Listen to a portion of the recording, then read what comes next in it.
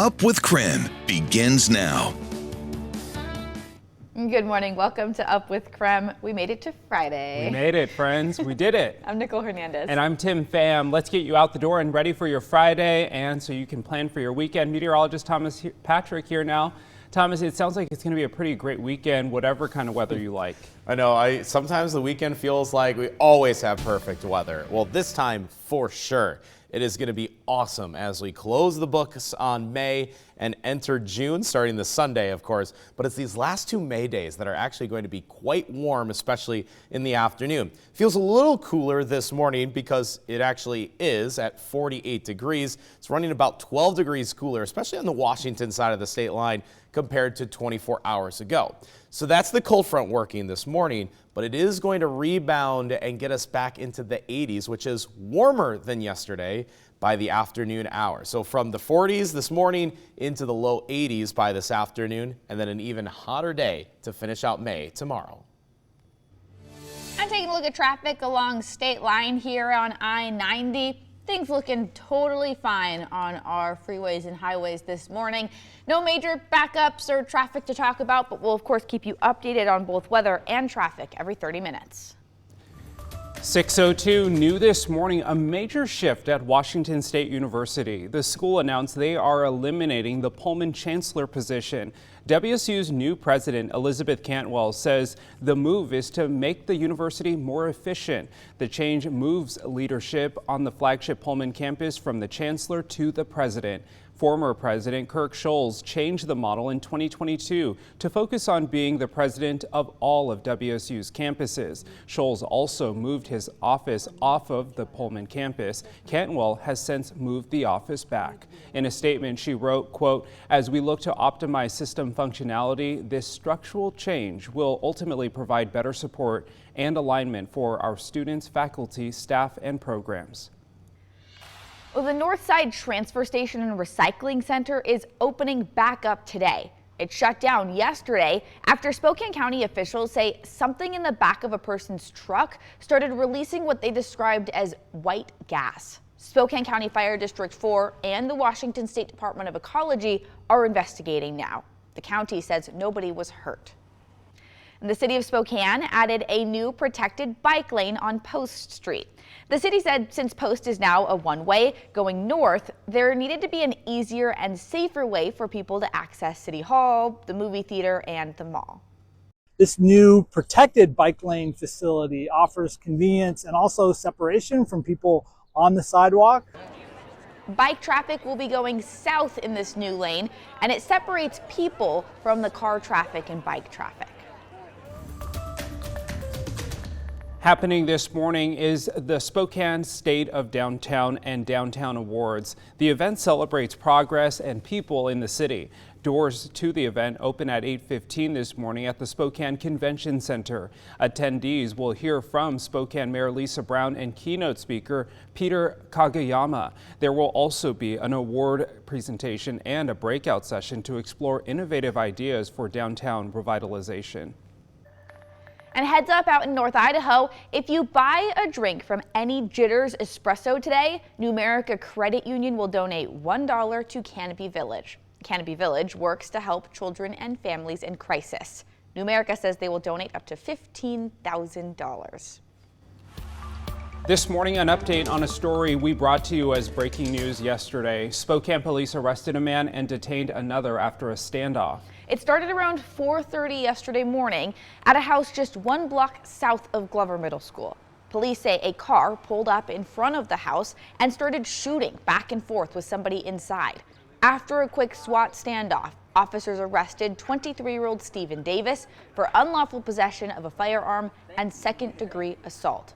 Police say they also detained the person who was in the car. If you have any information, you should call Crime Check. Continuing coverage this morning, the suspect accused of shooting and killing a man at a North Spokane Maverick faced a judge yesterday. 18-year-old Quentin Hutchinson now faces 1 count of second-degree murder and drive-by shooting. Hutchinson allegedly shot and killed 24-year-old Timothy Allen Jr. and left another man critically injured. Police say this is a gang-related shooting. The judge set Hutchinson's bond at $1 million. He's expected to be back in court on June 10th. And 21-year-old William Baldwin was also in court yesterday. He's accused of shooting and killing 24-year-old Hassani Vida near the Amazon facility in the West Plains last month. Baldwin is charged with second-degree murder and possession of a firearm. Yesterday in court was his first appearance. A judge set his bond at $1 million, and his next court date is scheduled for June 10th. This morning, President Donald Trump and Elon Musk are expected to hold a joint news conference on Musk's last day as a special government employee. And in the meantime, a federal appeals court is now giving back the president's ability to place reciprocal tariffs on other nations. CBS's Jared Hill is tracking the updates this morning. Charged with slashing through the federal workforce.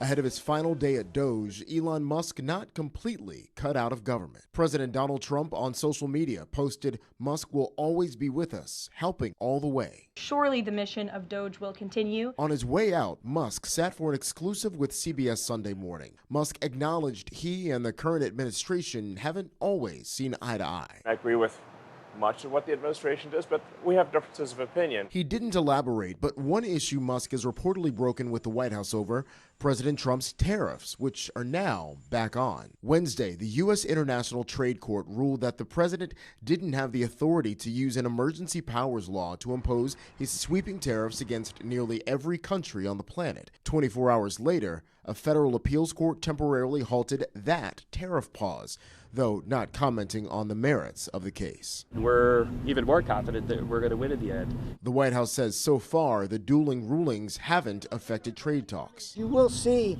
a cascade of new deals coming out in the near future. President Trump on social media last night called on the Supreme Court to step in. Jared Hill, CBS News.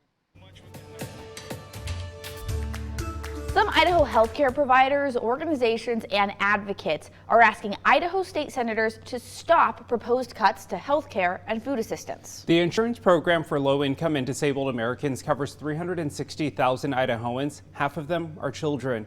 The group Idaho Supports Medicaid says more than 30,000 of the Gem State's most vulnerable could lose health care coverage completely. If the cuts are passed, and an estimated 59 Idahoans could die every year due to reduced access to care. One of the bill's biggest sticking points is a work requirement for most recipients to stay eligible. And alarmingly, those who fail to meet the requirement will not only be disenrolled from Medicaid, but also barred from accessing marketplace coverage. In Idaho, this could mean 18,500 people losing coverage each year. If you're here illegally, should you be getting Medicare or Medicaid? I don't think so. So yeah, some people like that will probably lose that benefit. Idaho Congressman Mike Simpson says the goal of the bill is to return the program to its original intent of helping those in need. KREM 2 did reach out to Idaho Senators Mike Crapo and James Risch, but have not heard back. This morning, the entire province of Manitoba, Canada, is in a state of emergency as wildfires continue to rage. Close to 20,000 Canadians have been forced to evacuate as more than 20 active fires have burned a staggering 150,000 acres. Officials say firefighters from across Canada are helping to fight the flames. Here in the States, the smoke traveled as far as Chicago.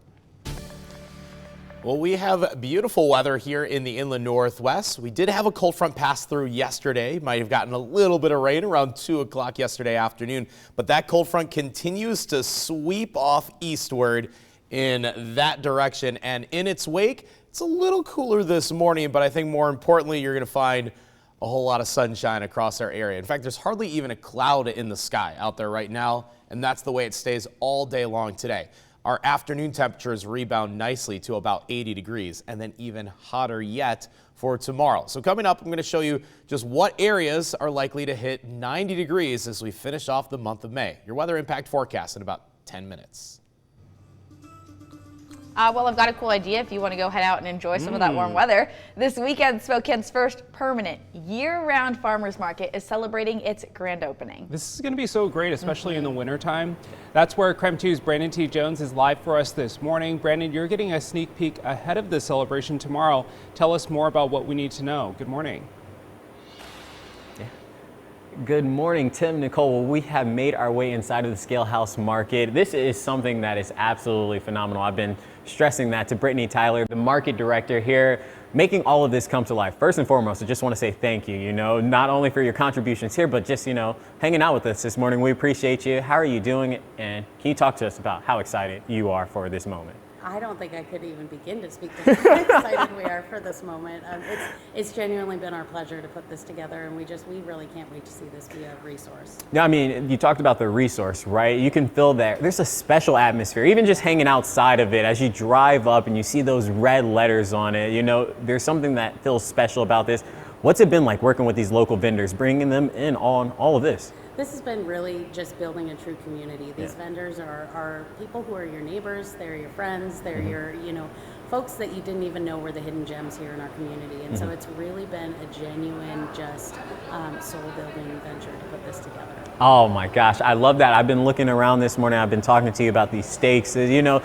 Can we talk again? I mean, that's so cool. Local meats, local veggies, local everything here, and it's right here in one centralized location. Absolutely. Yeah. Eastern Washington is such an agricultural hub, and we are so fortunate to have these amazing ranchers and food producers, and so all of that is really brought into this one place. So you can find anything from your beef and your pork and your chicken, and we even have seafood here. So you can find that. You can find your dairy and your fresh produce. It's all here. So. Well, you talked about the seafood. I saw some enticing some crabs a couple of days ago, so I gotta come back and check those out. There's a lot of things. I gotta watch my pockets when I come here because I might get out of control. But thank you so much, Brittany. We appreciate you, and we'll toss it back to you in the studio.